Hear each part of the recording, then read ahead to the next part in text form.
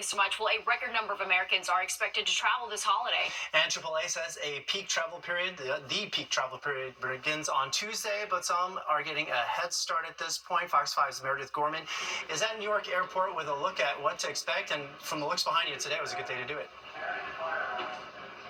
Exactly, guys. If you're planning on flying somewhere for Thanksgiving, now is the time to start really mapping out your plan and planning ahead for it, honestly, because the travel period for Thanksgiving starts tomorrow and really goes until next Monday. So these airports in the New York City area are expecting a record number of passengers to pass through these hallways in that 8-day span. So if you're planning on flying, definitely do that. Or, like these people, avoid it like the plague.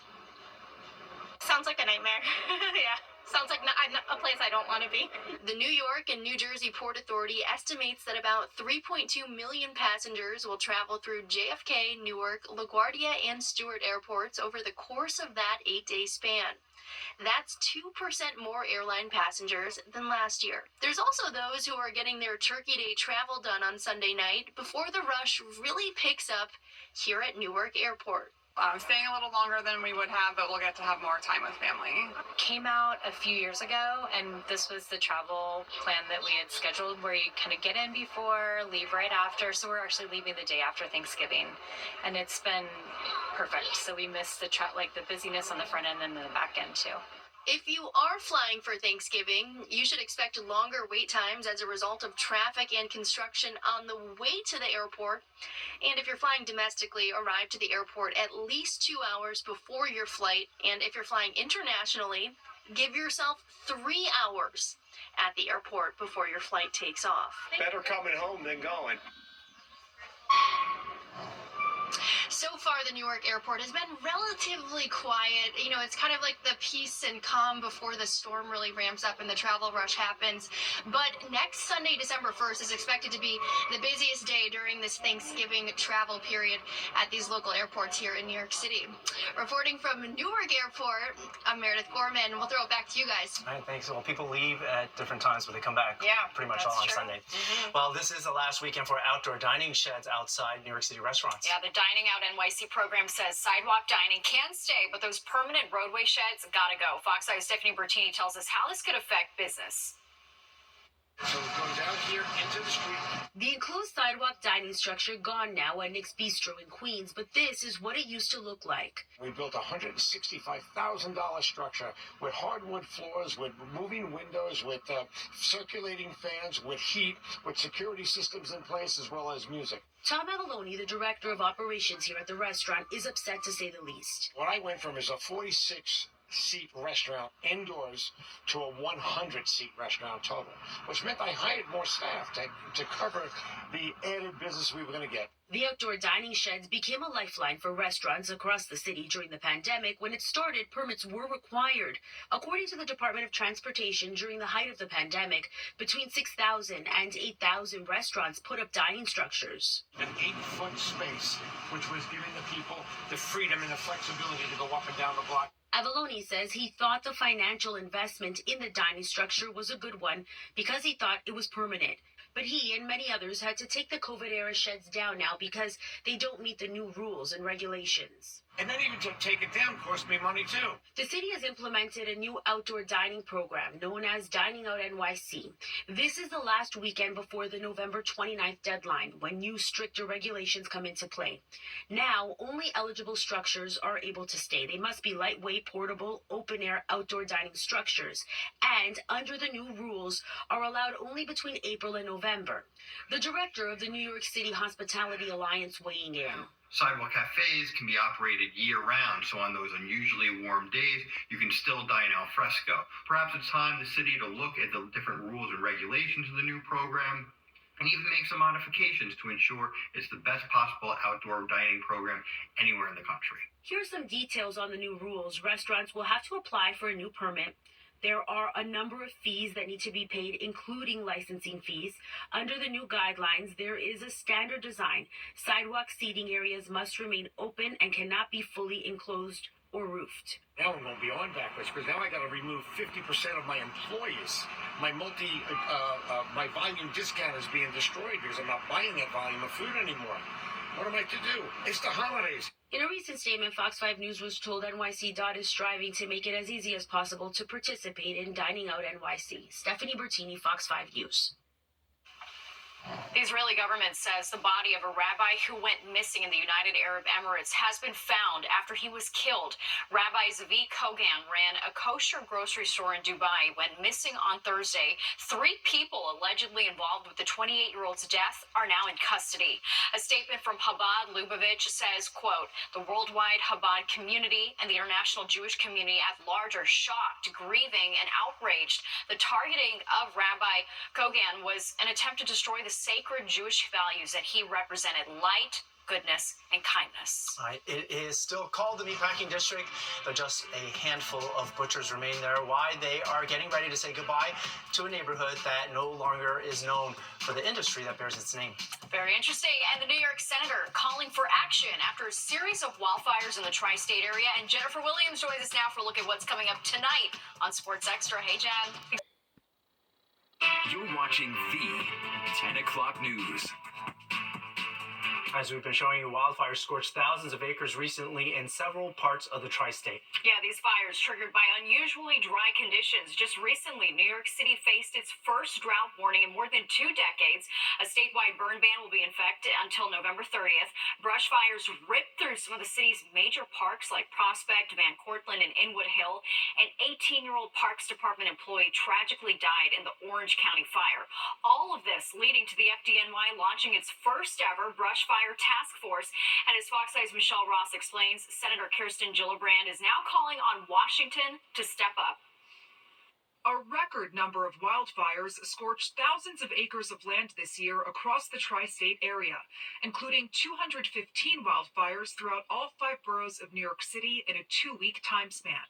The most recent at Inwood Hill Park. The subway was, you could smell smoke. You couldn't see it, but it was a very strong smell. And then walking up out of the train into my building, it was like there was a bonfire. New York State Senator Kirsten Gillibrand is urging congressional leaders in a letter for a disaster relief package to help with recovery and prevention efforts.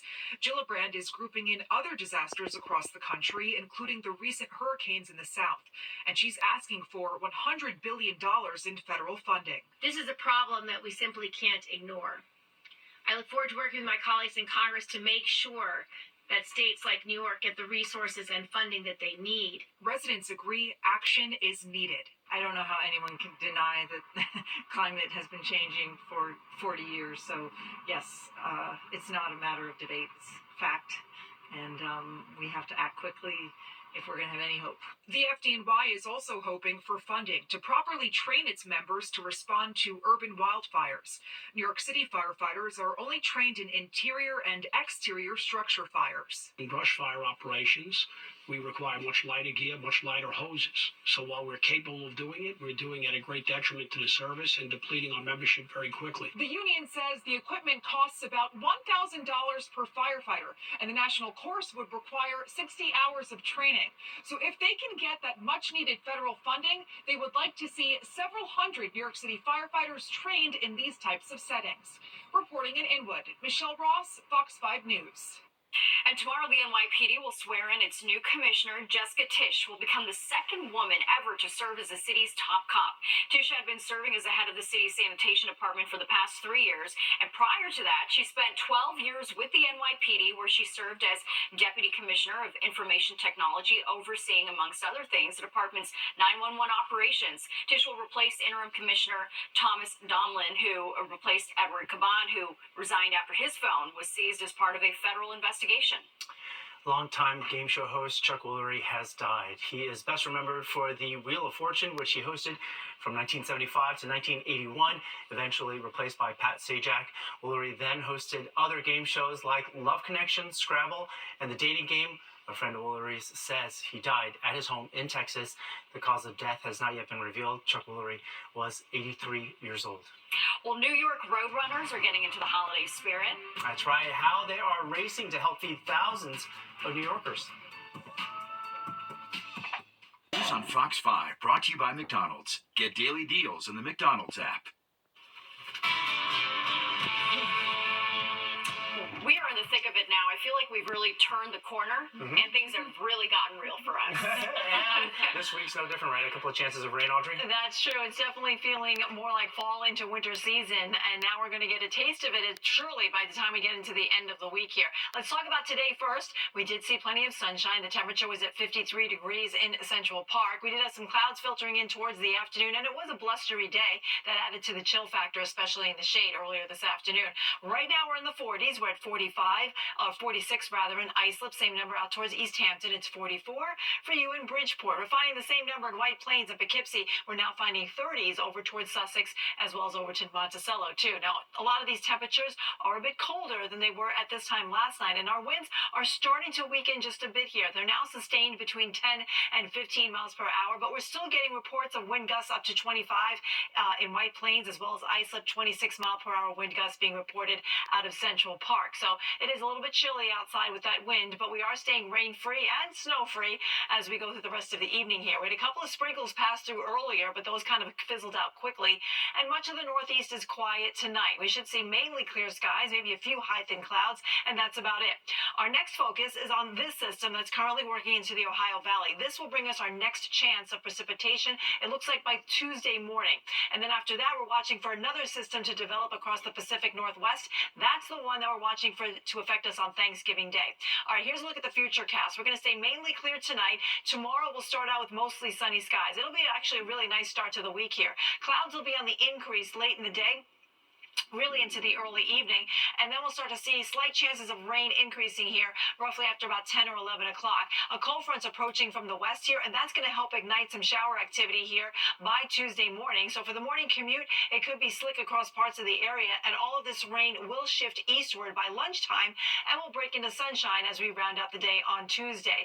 Wednesday, we're going to stay quiet. That's a good travel day, and then our next focus will be on this system coming out of the Rocky Mountain states. This is the one that will produce wet weather for us on Thanksgiving Day. So if you have any travel plans, especially if you're driving around the tri-state area, it will be slick on that day. Now, Tuesday's rainfall will be anywhere from 1/3 of an inch out towards the east end of Long Island to roughly about 1/10 or 100th of an inch as we go further westward. Now, if you're traveling anytime this week, I know a lot of folks will be, Monday and Wednesday will be the best travel days as far as the weather is concerned. There'll be other factors, of course, with traffic and or airline situations. The worst travel window appears to be midday on Thanksgiving Day, right into the very early morning hours of Friday. So if you're driving anywhere for some Thanksgiving plans, plan ahead because it will be slick on the roadways. We're anticipating mainly a rain event on that day. 38 degrees will be tonight's low. It'll be windy too, with wind gusts up to 25 miles per hour, but the winds will lighten up tomorrow, making for a very nice start to the week with a high of 53. We're cooler as we go into Wednesday. Thursday, the rain arrives into the tri-state area. It will linger into very early on Friday, and then we'll dry it out for next weekend. But check out those high temperatures. We're only in the upper 30s a week from today. Natasha and Arthur? Ooh, so cold. I saw that 29 on the bottom. I know, that is real. All right, Audrey, thank you. The transformation of the meatpacking district is almost complete. The last of the butchers have agreed to move out. Back in the day, the meatpacking district was home to dozens of butchers and underground clubs. Well, now it's turned into a haven for high-end restaurants and boutiques. There are only a handful of butchers even left, and they have accepted a deal from the city to move out. For John Yobaji, it is a bittersweet ending. His family has been working in the meatpacking district for over 100 years. It should be remembered as a place where a lot of people came to America to find a better life, came here, found jobs, raised families, and helped the food system work. Such a history. An exact eviction day has yet to be announced. I know, for me, the closure of Cafe Florent was pretty much the end of that that's chapter. what we were talking about. Yeah. Well, it is the opening weekend for Wicked and Gladiator 2. Find out which one came out on top.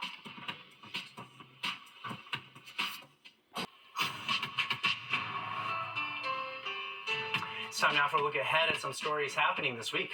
The annual Macy's Thanksgiving Day balloon inflation is taking place on Wednesday on the Upper West Side. The public is invited to watch the balloons come to life at noon outside of the American Museum of Natural History. There will be 6 new character balloons this year. Good inflation. And following the 98th annual Macy's Thanksgiving Day Parade, Santa Claus will open his workshop to pose for pictures in Herald Square. Macy's Santa Land opens Friday, but hey, here's a tip. Reservations for pictures with Santa can be made starting today. And the Saturday after Thanksgiving is Small Business Saturday. It's a day to support small businesses and encourage consumers to shop locally. All right, movie theaters around the country felt a resurgence with the opening weekend success of Wicked along with Gladiator 2, but was it enough to surpass Barbenheimer? The big budget musical Wicked, starring Ariana Grande and Cynthia Erivo, had the 3rd biggest opening weekend of the year, raking in $114 million domestically.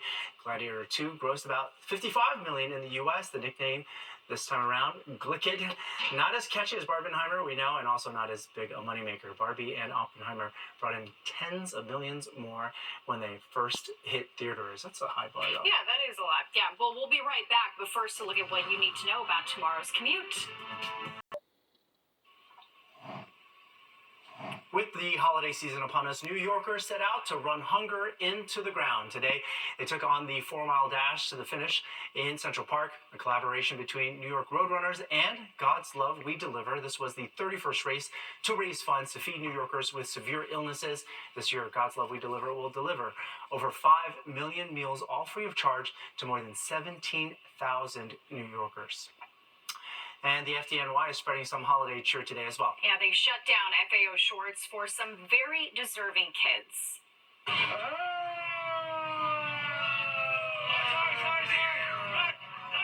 Not only did these kids get to ride in a fire truck that transformed into Santa's sleigh, they also got to go inside FAO shorts and pick out their favorite toys. It was part of the 43rd annual Widows and Children's Fund holiday shopping spree. So we just want to bring some joy in our life. So they understand we all have a gift to give somebody, and we all have it in us. It's right inside of all of us. You just got to know how to give it away. And sometimes that's all you have to do. It's not the toys, not everything else. It's just loving each other.